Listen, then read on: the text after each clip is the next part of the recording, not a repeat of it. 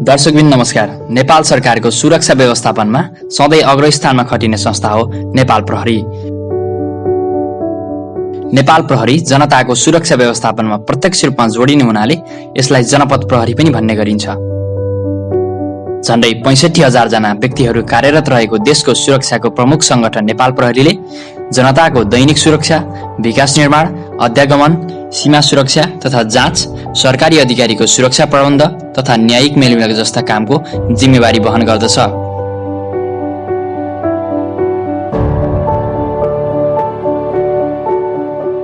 प्रहरी संगठनको नेतृत्वमा पुग्नको निम्ति प्रहरी अधिकारीहरू तछाड मछाड गर्ने गरेको विगतको इतिहासमा पाइन्छ। सरकारले मन्त्री परिषदको निर्णयबाट नेपाल प्रहरीको महानिरीक्षक नियुक्ति गर्दछ। तिनी मध्येका एक नेपाल प्रहरीको सांगठनिक नेतृत्व गर्न 25औं प्रहरी महानिरीक्षकको रूपमा आइपुगेका सर्वेन्द्र खनालको परिचय सहित उनले प्रहरी सेवामा रहँदा गरेका कामको फेहरिस्त आजको भिडियोमा तपाईसँग प्रस्तुत गर्नेछौँ। यो भिडियो अन्त्यसम्म हेर्नुहोला। यदि हाम्रो च्यानललाई सब्स्क्राइब गर्नुभएको छैन भने सब्स्क्राइब गरेर बेल आइकनलाई थिच्न नबिर्सनुहोला। 2046 सालमा इन्सपेक्टरबाट नेपाल प्रहरीमा प्रवेश गरेका सर्वेन्द्र खनाललाई विक्रमसम्म 2074 चैत 27 गते नेपाल सरकारको मन्त्री परिषदको बैठकले प्रहरी महानिरीक्षकमा नियुक्त गरेको थियो। आफूसँगै आइजिपीको प्रतिस्पर्धामा रहेका रमेश खरेल, पुष्कर कार्कीलाई पछि पार्दै उनी प्रहरी महानिरीक्षकमा नियुक्त भए। जनताको आशा र भरोसा जित्दै प्रहरी सेवामा 30 वर्ष बिताउने क्रममा थुप्रै अवसर र चुनौतीको सामना गर्नु पर्यो। देशमा अभूतपूर्व पहिलो जनआन्दोलन चल्दै गर्दा प्रहरी सेवामा प्रवेश गरेदेखि माओवादी द्वन्द्वकालमा पनि प्रहरी प्रशासनको छवि उच्च बनाउँदै खनालले काम गरे। थुप्रै हिंसात्मक तथा द्वन्द्वात्मक आन्दोलन वा विद्रोहलाई शान्तिपूर्ण समाधानको बाटोमा लैजान उनले खेलेको भूमिका निकै अनुकरणीय छ। काठमाडौँका चर्चित गुण्डा नाइके कुमार घैँटेको इन्काउन्टरदेखि म्याच फिक्सिङमा सामेल खेलाडीलाई पक्राउ गर्दै शान्त र समुन्नत समाज बनाउन उनले निकै भूमिका खेलेका छन्। प्रहरीको रूपमा सर्वेन्द्र खनालको नेतृत्वमा भएका मुख्य 6वटा घटनाहरू आज हामी तपाईहरू समक्ष राख्दैछौँ। आज प्रहरी महानिरीक्षक संगठन प्रमुखको हैसियतले म यहाँहरू समक्ष उभिरहँदा काठमाडौँ महानगरीय अपराध अनुसन्धान महाशाखाका तत्कालीन प्रमुख सर्वेन्द्र खनालको नेतृत्वमा काठमाडौँमा गुण्डाहरूको ज्यादती उत्कर्षमा पुगेको बेला विक्रमसम्म 2072 साल भदौ 3 मा सामाखुसी स्थित गुण्डा नाइके कुमार घैँटेको इन्काउन्टर भयो। यो घटना उनको जीवनको ऐतिहासिक घटना थियो। राजनीतिक दलका नेता तथा कार्यकर्ता एवं घैँटेका सहयोगीद्वारा खनाल विरुद्ध अनेक जालसाजी भए तापनि जनताको साथ र प्रहरी अनुसन्धान मार्फत यो घटना अनुमोदित भयो र खनाल अझै लोकप्रिय बने। नम्बर 2, म्याच फिक्सिङको पर्दाफास। नेपाली राष्ट्रिय फुटबल टिमले वर्षौंदेखि भोग्दै आएको हारको समस्याको जटिल कारणको रूपमा रहँदै आएको म्याच फिक्सिङ काण्डलाई तत्कालीन प्रहरी उपरीक्षक सर्वेन्द्र खनालले मिति 2072 साल असोजमा पर्दाफास गरे। अनुसन्धान गर्दै जाँदाखेरि धेरै पाटाहरू छन् हैन, धेरै कुराहरू खुले र नेपालले फुटबलमा हात हाल्दा फुटबलको खेलाडीलाई, फुटबलको म्यानेजरलाई, फुटबलको कोचलाई सानो जमरको होइन, किनभने खेल खेल्दै थिए भन्ने कुराहरू पनि आउँछन्। सन् 2008 देखि लगातार अन्तर्राष्ट्रिय खेलमा पैसा लिएर खेल हराएको आरोपमा तत्कालीन कप्तान सागर थापा सहित 5 जनालाई पक्राउ गरे, जुन एसियाली खेल इतिहासमै ठूलो सफलता ठहरियो र उनले अन्तर्राष्ट्रिय सम्मान पनि प्राप्त गरे। कार्य सम्पादन कसरी गर्यो भन्ने कुरा हेर्नका लागि सही संयन्त्र र स्वच्छ संयन्त्रको चाहिँ सबैले विकास होस् भन्ने चाहन्छ। नम्बर 3, पेट्रोल पम्पमा छापा। 2072 सालको भारतीय नाकाबन्दीको समयमा काठमाडौँ महानगरीय अपराध अनुसन्धान महाशाखाका तत्कालीन प्रमुख सर्वेन्द्र खनालको नेतृत्वमा काठमाडौँका 16 पेट्रोल पम्पहरूमा गरिएको छापामा पम्प सञ्चालकहरूले चिप्स तोडेर रिमोट मार्फत 100 लिटरमा 4 लिटरसम्म ठग्ने गरेको खुलेपछि कारबाहीको दायरामा ल्याइएको थियो। अनुसन्धान गर्दा ठगी गरी पेट्रोल तस्करी समेत गर्ने गरेको पाइयो र खनालको नेतृत्वमा पम्प सञ्चालकहरूलाई कानुनी दायरामा समेत ल्याइयो, जुन उनको करियरको सबैभन्दा ठूलो प्रशंसनीय काम हो। नम्बर 4 मानव बेचबिखन तथा हुन्डी विरुद्ध छापा। शैक्षिक परामर्श केन्द्रको नाममा मानव तस्करी सञ्चालन गर्ने ठूलो संख्यालाई कठघारामा ल्याउने काम काठमाडौँ महानगरीय अपराध अनुसन्धान महाशाखाका तत्कालीन प्रहरी प्रमुख सर्वेन्द्र खनालको नेतृत्वमा भयो। बजारमा एकै पटक छापा मार्दा जम्मा 150 कन्सल्टेन्सी मात्रै दर्ता भई सञ्चालन भएका रहेछन्।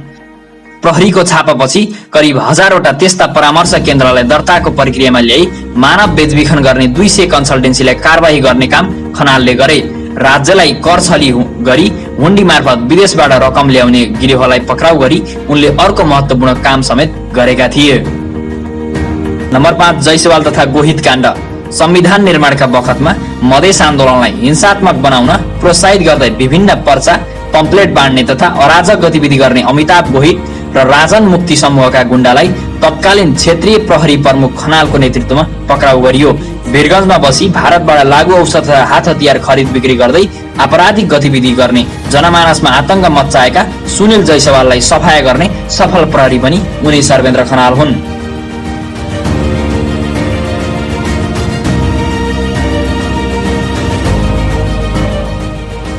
यसरी उनका कार्यकालमा सरसर्ती हेर्दा धेरै महत्त्वपूर्ण कामहरू भएका छन्। अव्यावसायिक तथा अनैतिक प्रहरीको कारबाही, भारतबाट ल्याइएका जनतान्त्रिक तराई मुक्ति मोर्चाका अध्यक्षलाई कारबाही, सैनिक कमान्डरको पक्राउ, 30 जना भन्दा धेरै जनाका हत्यारा बब्लु दुबे जस्ता कुख्यात अपराधीलाई उनले कानुनको कठघरामा उभ्याएका छन्।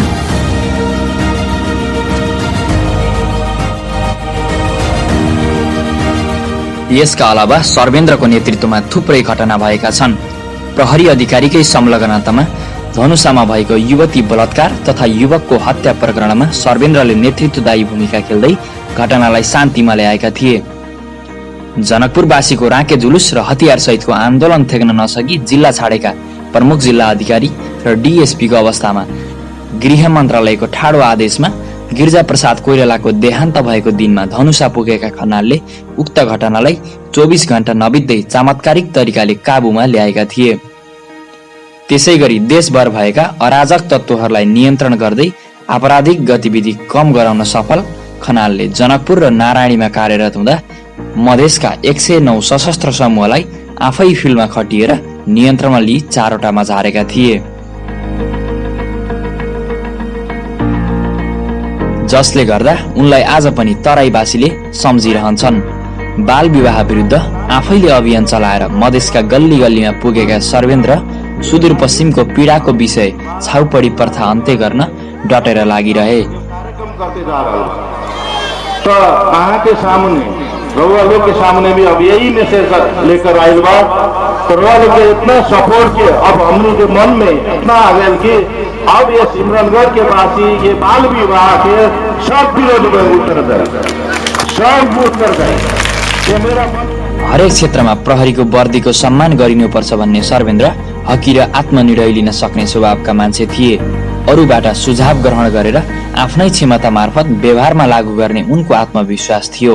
कोही शैली कहाँ छ, मेरै शैली हो, अनुसरण गरे मेरै शैली गर्नु, जे सुनमा छ म कन्फिडेन्ट छु, मैले गर्ने शैली मैले त्यसैमा आफैलाई चाहिँ नि होइन सही हो उत्कृष्ट हो भन्ने आफूलाई लाग्छ। त कन्फिडेन्ट भयो हुनाले उत्कृष्ट कार्य सम्पादन मार्फत थुप्रै व्यक्तिगत अवार्ड जितेका उनले प्रहरी संगठनलाई पनि हालसम्मकै उच्च सम्मान दिलाएका छन्।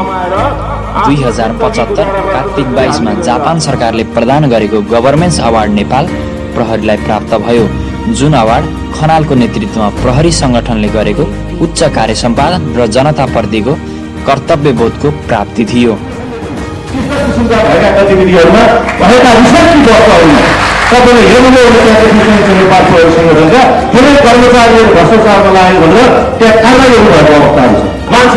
फुटबलका म्याच फिक्सरहरूलाई जेलको हावा खुवाउँदै गुण्डा तथा नेताका डनहरूलाई ठेगान लगाएका सर्वेन्द्र प्रहरी आफ्नो व्यावसायिक निष्ठामा अडिग रहनुपर्छ भन्ने मान्यता राख्दछन्। विद्युत ठगी गर्ने, प्रहरीको सामान खरिदमा घोटाला गर्ने, गुण्डालाई प्रोत्साहित गर्नेलाई कारबाही गर्ने काम खनालको नेतृत्वमा भएको थियो। विप्लवका कार्यकर्तालाई ठेगान लगाउँदै सर्लाही जिल्ला संयोजकको इन्काउन्टर पनि खनालको ठाडो आदेशमा भएको थियो। सिके राउतलाई दमन गरी गतिविधिमा रोक लगाएका खनालले गुण्डागर्दीमा संलग्न भनिएका सत्यमान लामालाई समेत पक्राउ गरेका थिए।